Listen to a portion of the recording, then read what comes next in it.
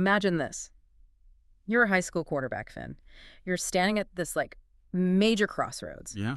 One minute, you get this totally bizarre, high-stakes proposition from one of the scariest girls in school. Oh. And then, bam, you find out the girl you actually care about has dealt you this crushing betrayal. Talk about a rough day at McKinley High. Definitely not your average Tuesday. Welcome to the Deep Dive. Today, we are plunging into a really fascinating piece of fan fiction. It's called Open Your Heart with a Crowbar by another Gleek girl. Great title. Isn't it? And this story, it just brilliantly reimagines a key moment from a certain popular TV show, giving us this unfiltered look right inside Finn Hudson's head. Yeah. So our mission today, let's unpack all those complex layers of Finn's internal world. You know, how he navigates the pressure, the temptations, and that really rocky, often hilarious road of young love and figuring himself out. Exactly. And this isn't just like a rehash of the plot. It's more like a window, right, into his raw thoughts. Sometimes it's laugh out loud funny, other times surprisingly relatable. Totally. We're going to use this specific story as our guide, sort of digging out those nuggets of insight.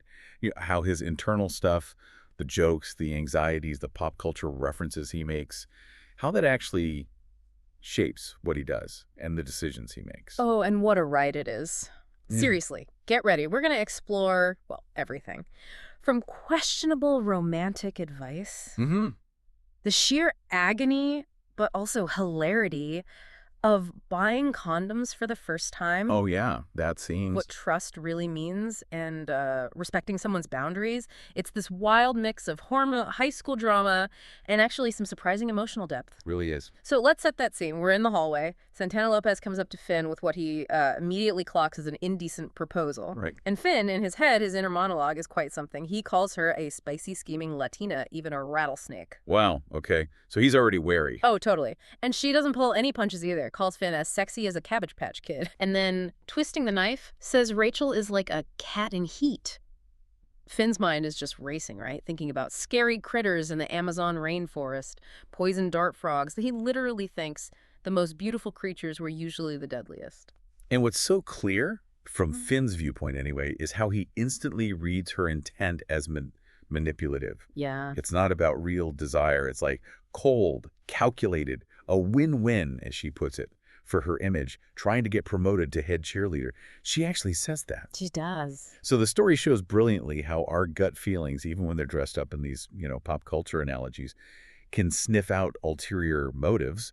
It's not just her words, it's how Finn processes them based on, well, who he knows her to be. And Finn, to his credit, he does try to turn her down. He says he has feelings for someone else, trying to work things out with her. He's like shouting, no, she's not, silently in his head about the cat and heat thing. Right. He tries. But Santana, she's always got an angle, right? She just shatters that hope, reveals Rachel is dating that Jesse kid from Vocal Adrenaline, and Finn is just floored, completely blindsided. And that leads straight to this really critical confrontation. Yeah. Finn goes to Rachel. She admits it. It's true. Yeah. Her reason. Yeah. She lied for the sake of the team, apparently, to avoid drama. Right, for the team.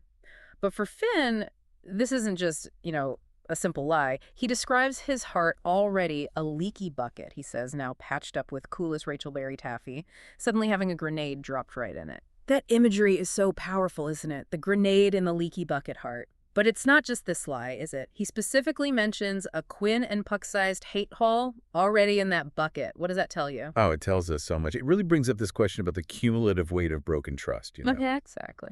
For Finn, Rachel lying isn't just one thing. It hits harder because it cracks open those older wounds.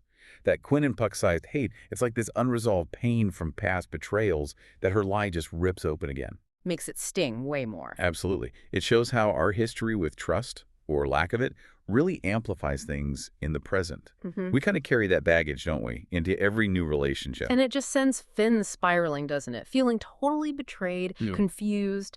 His internal monologue just boils over. He's thinking, girls sucks, love sucks, and you know what else sucks? Being a friggin' virgin. Wow, yeah. So he decides, in this moment of just raw hurt, to take Santana up on her offer.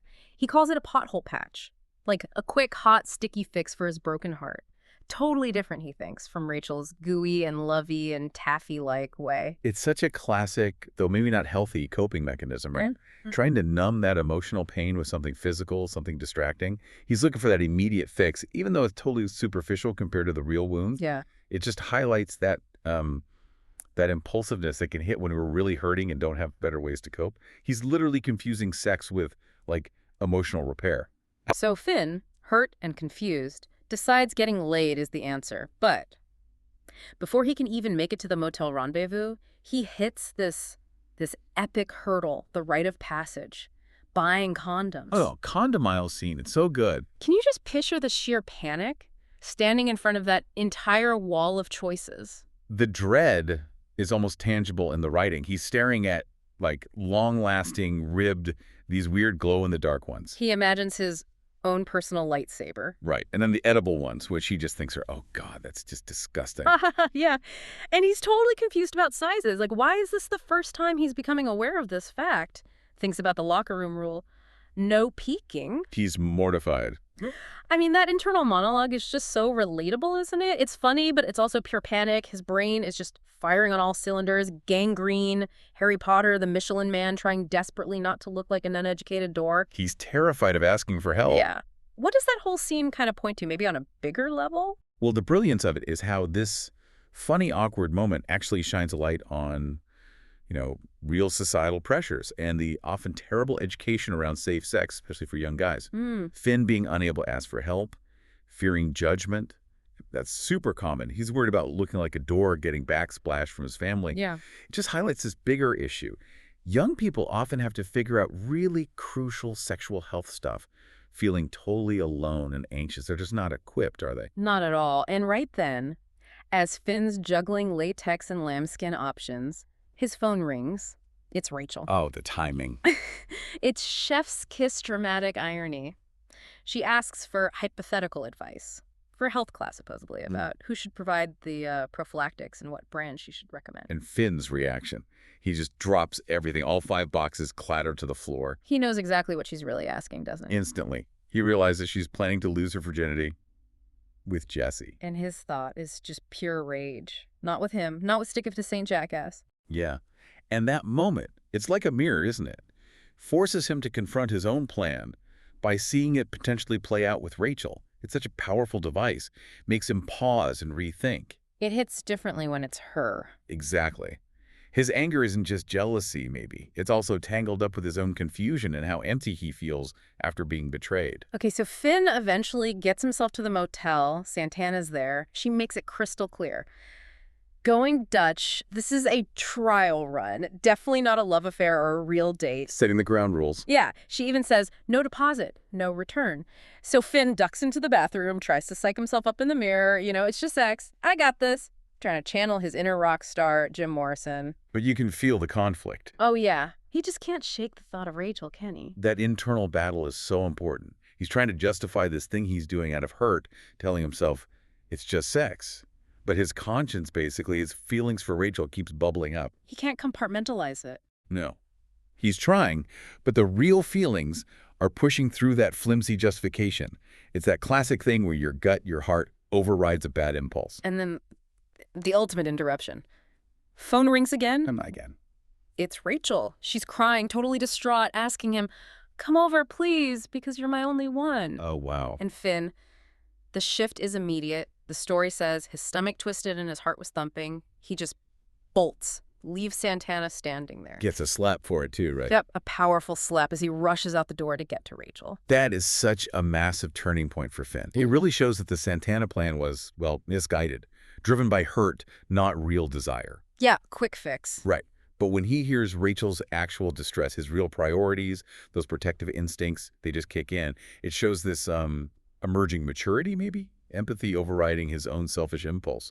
The slap is almost like symbolic, jogs him back to reality. So Finn gets to Rachel's house, walks into her bedroom, her most sacred space, the story calls it, for the first time ever. Big step. Finds her just crumpled on the bed, crying her eyes out. He immediately goes to her, scoops her up, holds her, saying, it's okay, Rich. I'm here. Everything's going to be okay. Such a tender moment after all the chaos. It really is. And then Rachel confesses.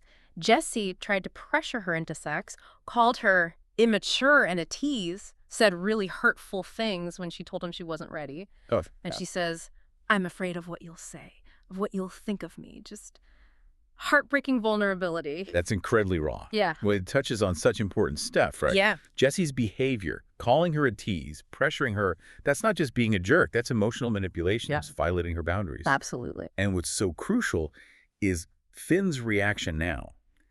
He shifts completely from being hurt and reactive himself to being genuinely supportive for her. Yeah, he steps up. He validates her feelings, tells her no guy should ever treat any girl like that, but especially not you. He defends her right to say no, reminds her it's his loss, Ratch, not yours.